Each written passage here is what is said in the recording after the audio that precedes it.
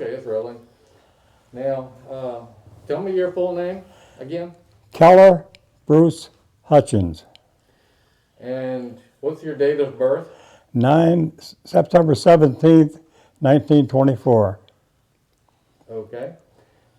And where were you born? I was born in Biloxi, Mississippi. Were you raised there too? No, I was raised in Kentucky, Covington, Kentucky. Okay. And you can just look at me. I can't see you, but I'll look at that direction. Right here. And Covington, Kentucky, right? Right. Okay. And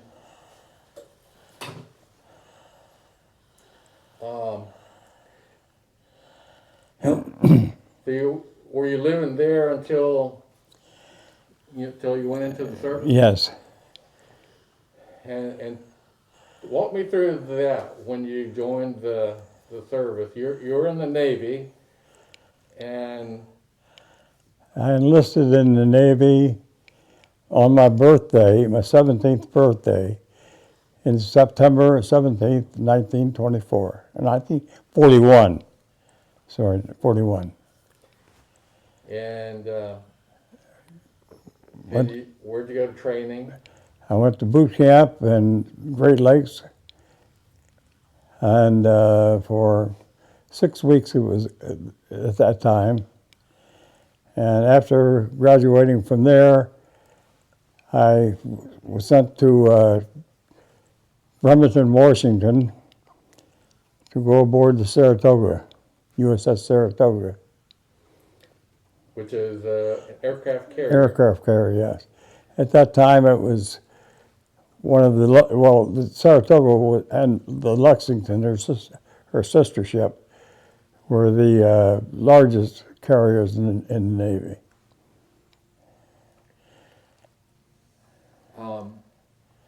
And then, so after training, eventually you're on board the Saratoga.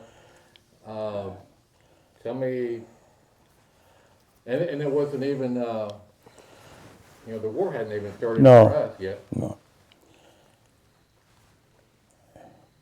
We were scheduled at that time to leave Bremerton after a refit of different things on the ship, and more or less of the general maintenance. And we had to go to San Pedro, California, and then on to Pearl Harbor. We were scheduled to be in Pearl Harbor on the 5th of December. On the way down the coast, we stopped at San Francisco, North Island, and qualified a squadron of Marine pilots in carrier landings. And that took about a week. And from there, we went on south to San Pedro, pulling in there on the 7th of December, Sunday morning. And that's when, of course, they attacked in Pearl Harbor. We left San Pedro for Pearl Harbor, I think about 2 days later, after loading all our supplies and everything. And we arrived in Pearl Harbor on the, I believe it was the 11th of December, 1941. What did you think when you heard, of course, about the attack before you got there? What was everybody's reaction? Well, I don't know. I mean, really, I can only speak for myself on that, but I'm a young kid in the Navy at that time, about 4 or 5 months. Yeah. And green as grass, and somewhat frightened about being in a war, but also inquisitive enough or dumb enough to look for the experience. When we left there to Pearl Harbor, when we arrived in Pearl Harbor, it was a sight that I'd never seen before and don't ever want to see again. Ships were still burning. There were bodies in the water, that were popping up out of some of the ships that were sunk.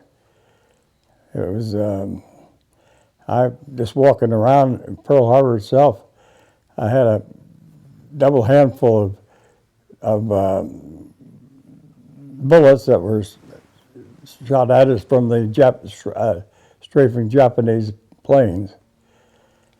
I still got some somewhere around, but we then left Pearl Harbor in I don't have a date on that, but on our way to Midway.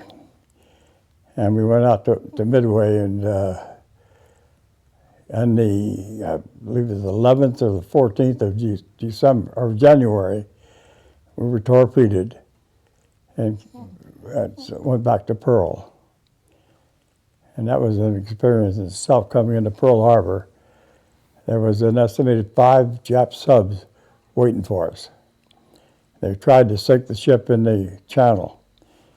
And I don't know how many torpedoes they threw at us, but none of them hit us.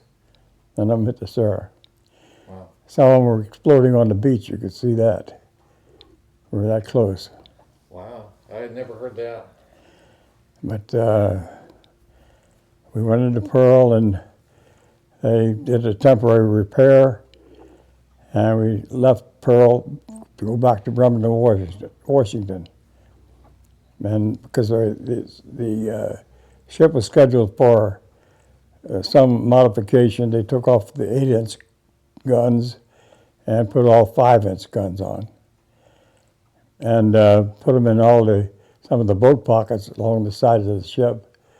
Okay. They put all 20 and 40 millimeter guns on it, every place they could put one, and this is for anti-aircraft protection. What was your rank and your role on the ship? Well, at that time, of course, I was a private seaman, Yeah. the lowest rank there was. But there's one thing I will tell you on the 11th of, I believe it was the 11th of January when we got torpedoed. We were below about 8:30 at night. We were below decks, at the hangar deck, playing cards. And when it hit, everybody knew what it was, but some of them didn't. I didn't know at the time. And I grabbed a life jacket and somebody took it away from me. Now my duty station at that time was the mess hall, which was the first thing you get to, you're assigned in the Navy. And trying to get up to it, I wound up somehow or another, I don't know yet, locked in a compartment by myself. And being a dumb farm boy from Kentucky, I figured the ship was sunk. It was listing way over to one side, and everything was quiet, not the sound was made, no engines were running. And I spent from maybe 9 o'clock that night to probably 4 o'clock in the morning in that compartment. Wow. At 4 o'clock in the morning, I must have dozed off because I woke up, I smelled coffee. And I convinced myself that nobody would be making coffee at the bottom of the ocean. So I got brave enough to open up the locked doors, and I was right off the mess hall. So that was a joyful experience. I'm sure. To say I didn't have to swim out. So I guess protocol if the ship is hit, they're going to seal off areas to prevent flooding, right? Oh, everything was sealed off. And that's how you got And trapped. and I was in there, and I didn't know whether it was above water, below water, or where it was. Yeah. And I was afraid to open one of those dog down doors. Yeah. But I lucked out again. I was fine. We lost, I think, 6 or 7 men in a couple of the fire rooms that were hit. Okay. And so, once again, you needed repairs and went to, Bremerton, Washington. yeah, Bremerton, and, It took a couple of months up there. okay. Where'd you go after that? Back to the Pacific again, back to Pearl Harbor, and then from there in the South Pacific. And we were right around the Solomon Islands, Guadalcanal, and we were there for, well, in one period of time we spent 105 days at sea without touching land, and I think we were the only carrier in the Pacific at that time. So that was quite an experience. I won't eat rice to this day, because all we had to eat was beans and rice. Beans and rice, rice and beans. That's it. And powdered eggs for breakfast. So,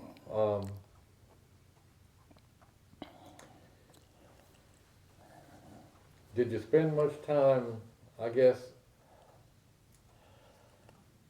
on topside or deck to see aircraft activity and other aircraft activity? I was assigned to the flight deck crew as far as the working on the flight deck. Mm-hmm. My job there was in the nets at the forward part of the ship. Mm-hmm. And I would log the planes as they took off. Okay. And determine the type of plane, the plane's number, and whether it got off safely or not. Because many times they did not make it off. They'd get off and go in the water. Yeah. And then you'd have to report back to the air officer if the pilot got out or not. And if he didn't, it was one of the 4 Stacker destroyers would pick them up. Okay.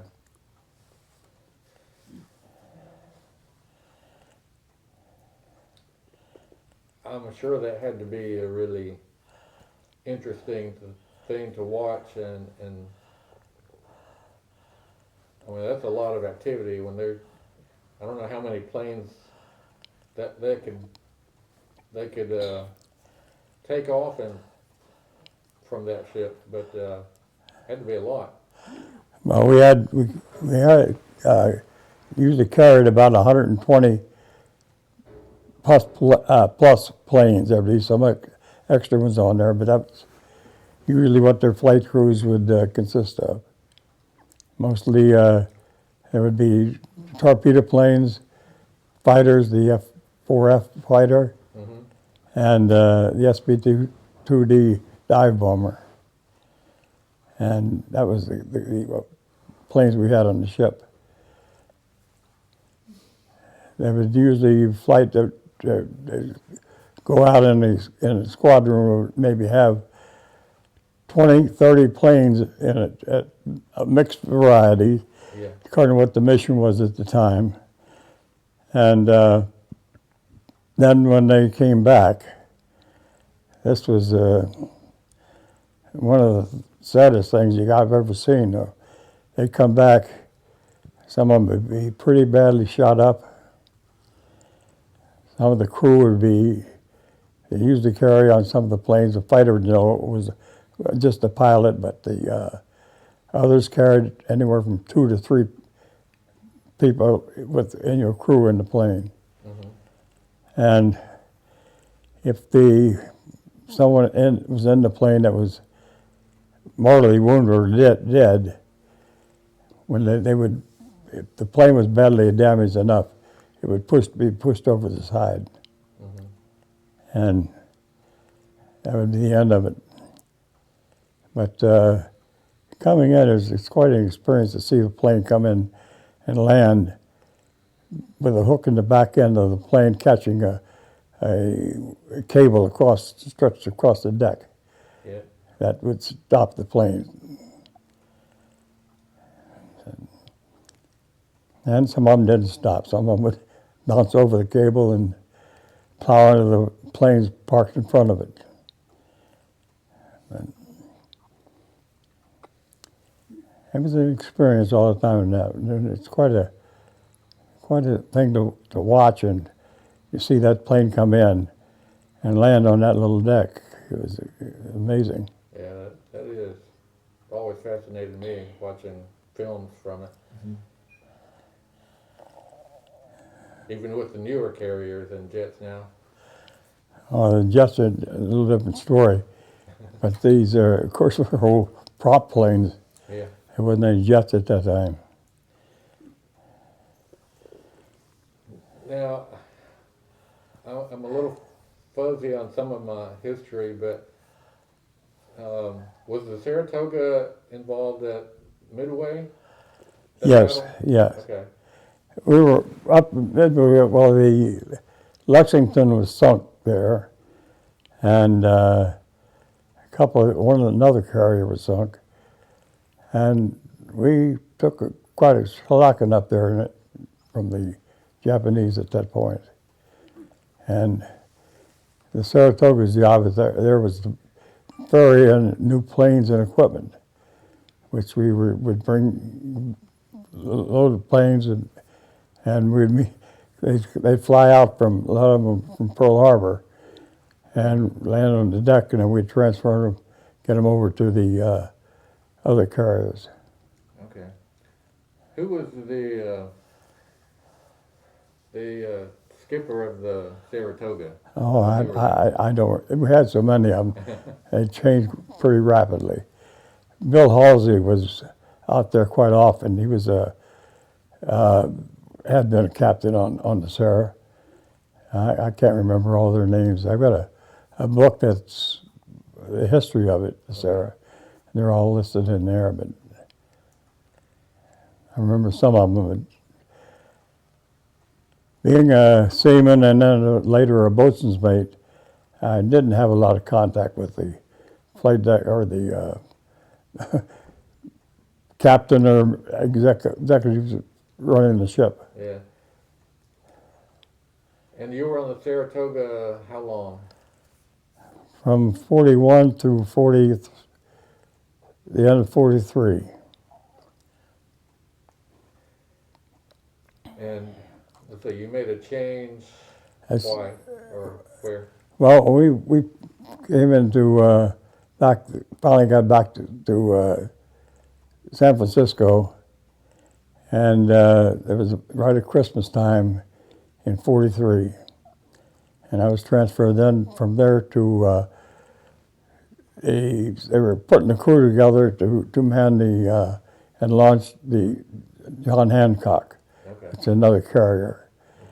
And we were sent from there back to Fargo Barracks in Boston, and then from there down to, where the hell was it, down in Rhode Island, Newport, Rhode Island. Okay. And they actually, there was something in the crew there. And at that time I was a boatswain's mate, second class. You were all experienced by then, and you were inaugural crew for a brand new carrier. Huh? Yeah. Well, that's wonderful. Well, where did the John Hancock go once it got? Well, when it was finally launched and ready, we took it on a shakedown cruise down to towards South America, and did everything, all the maneuvers and all the things that had to be done, and then back into Quincy to make the necessary repairs and modifications and what have you, before she sailed from there out to through the Panama Canal out to the West Coast. And at that point, I had some problems with hearing and different things, and I was put in the hospital in Quincy, and from there down to Philadelphia Naval Hospital. And I was discharged from Philadelphia Naval Hospital in late '44. Okay, so you had hearing issues from Yeah. just battle conditions, Well, or the last time the Saratoga got torpedoed, it was on the same side of the ship that I was on, but about maybe it hit the ship. I was in the nets on the side of the ship, and it hit maybe 60 feet from me, and that with the accompanied firing of or firing of the 5-inch guns, which is one loud boom. It started some nerve deafness in my ears.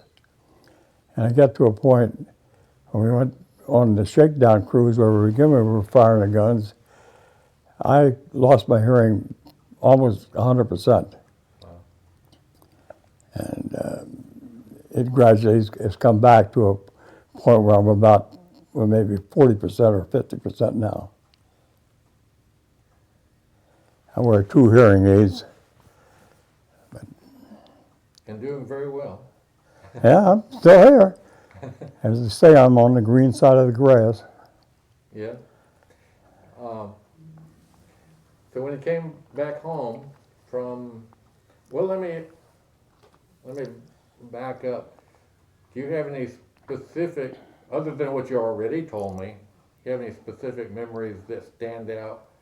Maybe about some of your crew members, crewmates who. Yeah, there's a few, but these you don't really talk too much about.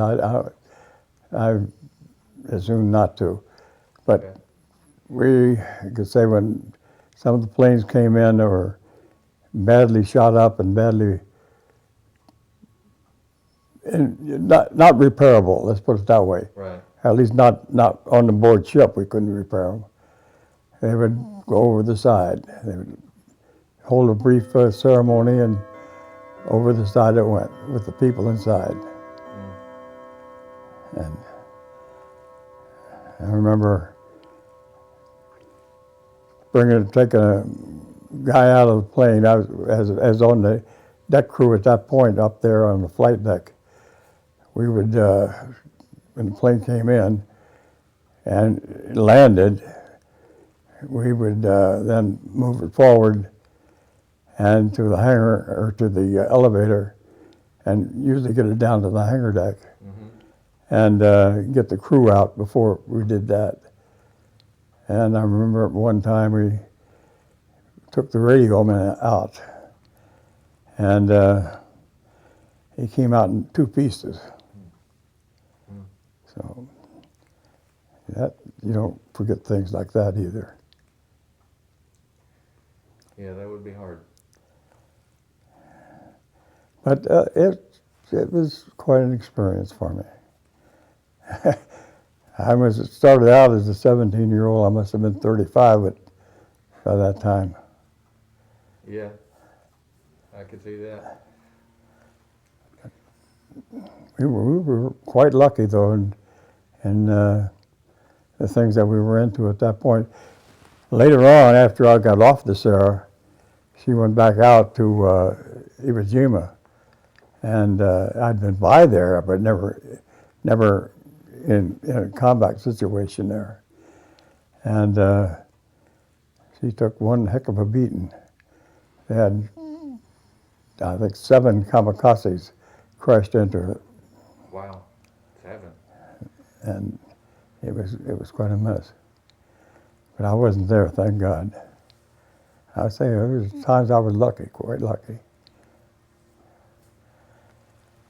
But later on, I being still not very smart, I guess, I joined the Navy, or not joined the Army for a year. Oh, really? And it was an experience that I never liked. That was not my cup of tea. But they came around and wanted me to, I was under what they call a circular 6. I don't know exactly what that was, but it was about combat disabled people who I was listed at that time, could re-enlist if they were capable, and but under a limited duty type of thing. And after a year or so in the Army, which I spent 3 or 4 months at Halliburton in the CIC school, they wanted me to waive my disability, and I wouldn't do it, which I'm glad I didn't. Right. Yeah, that wouldn't either. Not as I am now. I'm still, I think, classified 30% disabled. So when you got back, well, when did you get married? In 1954. And married, what did you say, 60? 67 years. 7 years. It'll be 67 years this year. November. Yeah. Okay. 27th, right? Right. I remember that. But no, Good, you get points right there. I couldn't ask for anything better. Oh, I'm so glad. Where did you live most of those years? Well, quite a few places. I was a field engineer with Westinghouse and GE at the time, and spent Right. our first place we moved from Syracuse was to Ottawa, Canada, where I was assigned as the liaison engineer for Westinghouse, working on the DEW line and all of the anti-ballistic missile sites up into Canada. Okay. And from there I went to Nova Scotia and put in one of the, as a site supervisor, putting in installing the FPS-27 radar in Nova Scotia. And then from there we went to Waverly, Iowa, and did the same thing there, put another one in. And there back to Baltimore, and I lived here basically from then on. Okay.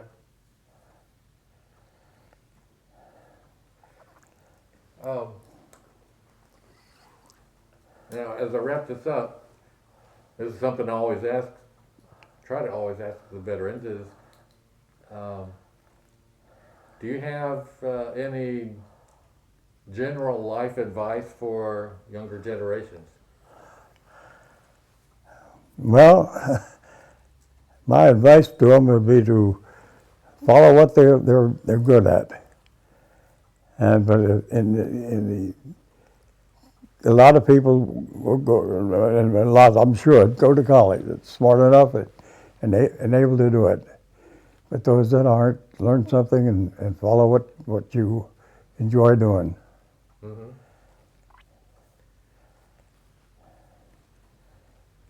And again, I appreciate so much you allowing me to come here and talk to you and make your photos. This is why I do it. It's just a small way of me thanking you for your service, and I'll give something back. I'm going to make sure you get these portraits of you and your family to have, and you can use it however you want.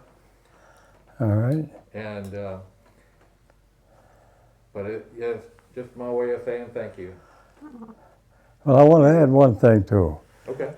A lot of people complain, or I've heard them complain about the VA, the Veterans Administration, I've got to say they have been wonderful to me. They've. Yep. I'm deaf. Right now. I'm legally blind, and they have taken the best care I could ask for, Yep. and I have nothing but praise. Well, that's great. I will make sure that's known. I know a few people working with the VA, and I'll pass that along to them. I've really some of the things that they've done for me, I was amazed at some of the advances in being able to hear and being able to see, which are two of the greatest things in the world you can have. And losing them is not fun, but I've done anything and everything I've needed. Got no complaints. Fantastic. Good to hear.